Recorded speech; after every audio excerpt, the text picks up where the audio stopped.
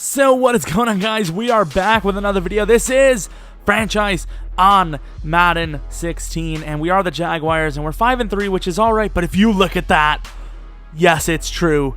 Blake Bortles isn't injured anymore, and we needed that big time. As you can see, our draft picks are really good. Steve Smith not having the season you would expect him to, as I know he did get injured last year, but we know Steve Smith is a beast. And we don't care what the stat line says. We are going to play him as if he's the greatest. And Tayshaun Gibson deciding to pump up the offense, as we can all agree again that the defense is what's leading us to this record. And the offense really needs to step up. Blake Bortles hopefully will bring that edge back onto the offense and make this one of the most complete squads in the league. 1st and 10 after the 1st and 10 throw. It is a bomb, and it is caught on the outside. One-on-one coverage, of course, not good enough, as our corners are the issue.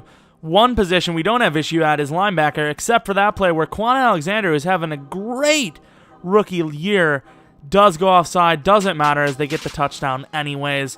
They would decline there, obviously. Quan Alexander having a great season, so what's the big deal? But Blake Bortles coming back injured for a long time. I honestly cannot remember. It's been such a long time.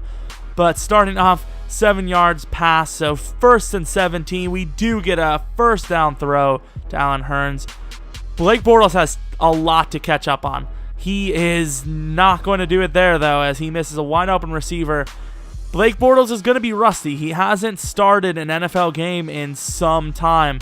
1st and 10, rolling out to the right, a dot of a throw to his new wide receiver, Amari Cooper.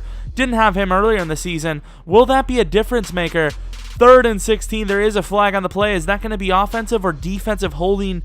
That's the big question. Is it going to be a 4th and 2 if it isn't on the defense? There is holding, and it appears to be on the defense, so that will be an automatic first down after the very good throw by Blake Bortles. 1st and 10, coming out with the 5-wide set. As Blake Bortles overthrows it again, it is picked off, but they are at the 1-yard line. Can the defense hold off once again? And they can. Malik Jackson, the beast of that defensive front, getting yet another huge play on the season, forcing the safety punt. 1st and 10 for the 47-yard line of the touchdown. I have no idea what happened there, but an easy pass is dropped. Derrick Henry on the ground after having a pretty decent up and down career so far.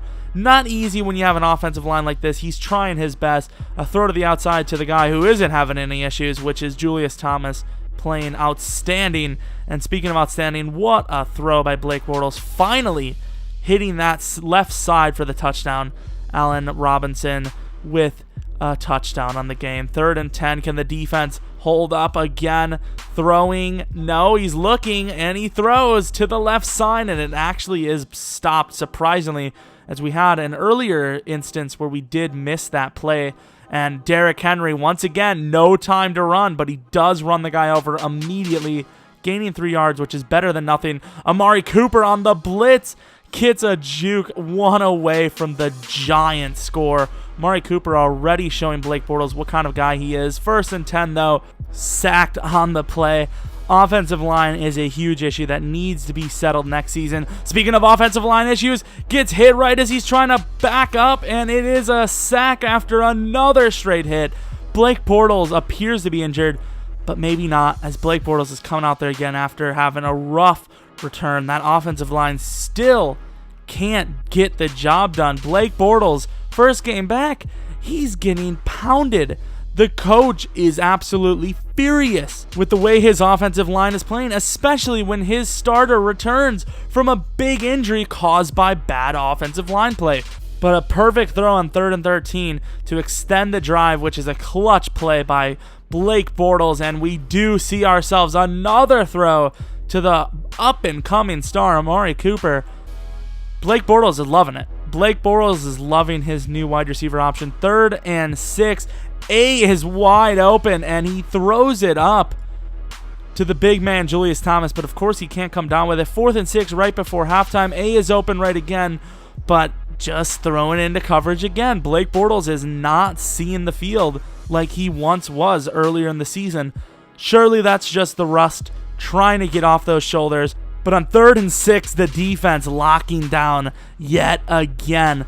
14-9 does not tell the story of this game on defense, as finally a huge break in the defense. Julius Thomas down to the 2-yard line. They have to punch it in. The Jaguars have to put it in here. B is wide open. Amari Cooper, yet another touchdown. And Amari Cooper in the offense is excited. They finally have movement. After the touchdown, the Ravens could not do anything, and the ball was put into the 3rd quarter, and it's overthrown to start it out. 3rd and 10 wouldn't matter anyways, but still, Blake Bortles throwing way too many interceptions here. Justin Forsett to the outside. Quan Alexander can't catch him. Tayshaun Gibson, however, can.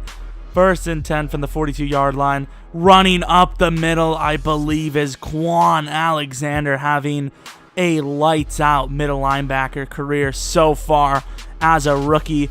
And on 2nd and 13, Tayshaun Gibson gets the pass interference call. Trailing a little bit there. Looked like he was going to make the play, but he actually did get a flag. 1st and 10, the defense is swarming with a huge hit stick. On 2nd and 10, Justin Forsett making jukes, but the defense is too swarming. And that was not grammar.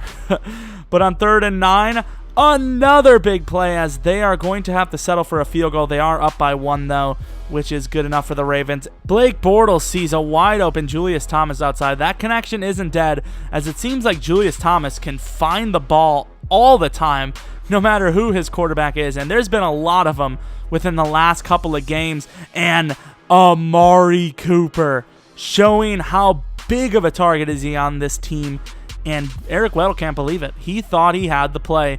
Amari Cooper, much faster than he looks. 3rd and 8, the defense playing perfect once again. Could have been called on pass interference in the middle, Quan Alexander, but they do get the stop. So once again, the Jaguars have the ball. B is open, and Blake Bortles overthrows him again. Amari Cooper can't believe what he's seeing. He thought when Blake Bortles was coming back, he was going to have an even more monstrous season. But so far, Blake Bortles is letting this team down in his first return since, I would believe, week 3. It's been a long time, but Blake Bortles, lots of yards, too many interceptions. Derrick Henry running to the left side, looking to run everyone over. A good gain of 13 yards there. Finally getting some movement on the ground, which has been a huge issue for us. 2nd and goal, 7 yards away. Jeff Janis wide open, and Blake Bortles misses again. It is off his back foot, but that's a very easy throw to make.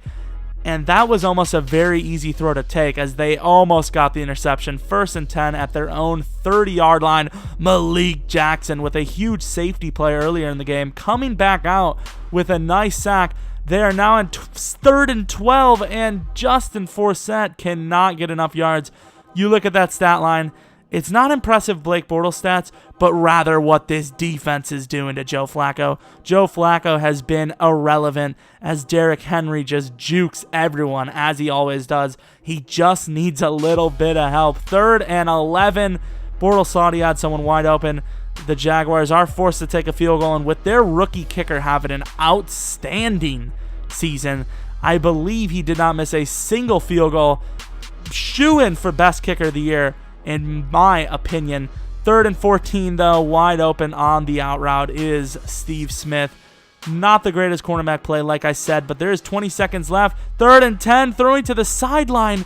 Not only did he appear to catch it, but there's a flag on the play. Quan Alexander, he's hyped, but he also can't believe what he's seen.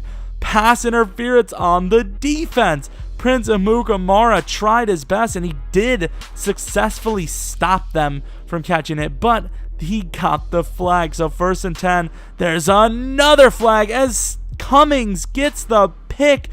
12 seconds left. Is that going to be the game? If it's on them, it is game. They're showing the Jaguars defender, and once again, the referee points to the defensive side, and it's another penalty. 7 seconds left to go. 2nd and 10. There's another flag. Throwing to the left side. A guy is wide open. That would be game if it's on the offense. Quan Alexander being looked to. Believe it or not, once again, the defense constantly called. Prince Amukamara is having a terrible game.